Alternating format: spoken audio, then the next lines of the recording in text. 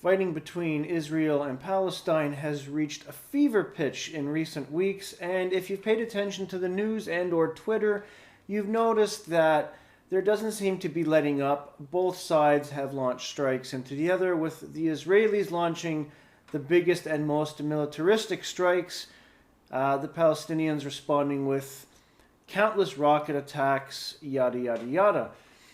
The thing with this whole conflict is, and I don't understand why so many people over on this side of the ocean line up on either side to try to defend one side versus the other.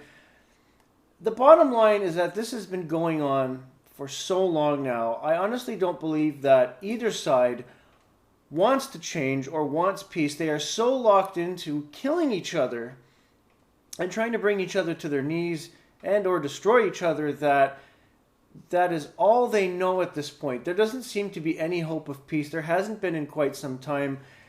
And it's perplexing to see global reaction to this at a time where the fighting's been stepped up and there's more and more innocents dying on each side. As you may or may not know, the United States supports Israel very much, and they are supplying them with additional weapons. That alone is very confusing to me. You would think that even though the United States has a lot of friends and allies in the world, Canada being one of them, of course, that maybe they would take a step back and think that, hey, maybe we shouldn't be supplying weapons and adding to the problems that are going on out there. Maybe we should really look at a peaceful option. But again, as I mentioned, both sides in the conflict don't seem to want peace because they are locked into their modes right now. Here in Canada, our Canadian government has taken a hands-off approach and has decided to stay silent and not get into the conflict and or talk about or condemn or even support either side. I agree with this position. A lot of people will say I'm wrong. I don't care. This is not our fight. It never was. The last thing we need to do is become another nation to weigh in on one side or the other and offer our opinions. You shouldn't do this. You shouldn't do that. Maybe this should happen in its place. For all of the boneheaded things that my own government does, especially with our current leadership, this is probably one of the smart things that they've done, is by keeping us out of it, because, again, it's not our fight. If either side, Israel or Palestine, truly wanted peace, this would have been over a long time ago. But they don't know anything other than shooting at each other, and it's come down to that. It's going to stay like that until one side annihilates the other, or it starts to throw the whole Middle East into greater chaos than the Middle East is usually in.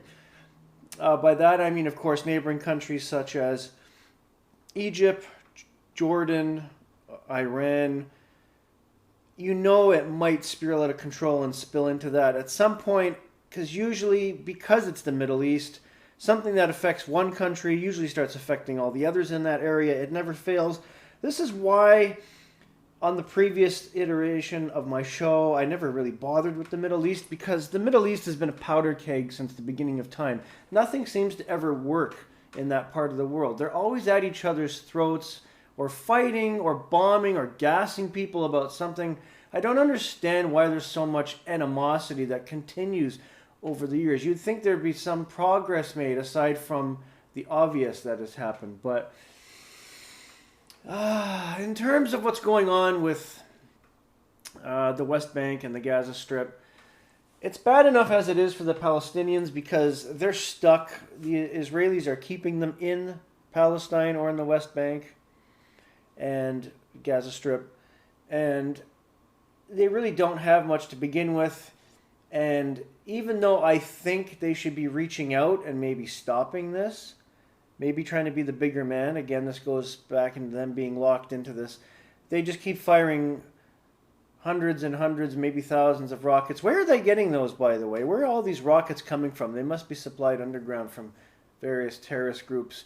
And mainly because, and I hate to take a shot at Palestine so openly, but you're being run by the Hamas, which is a known terrorist organization. That can't be good right off the bat.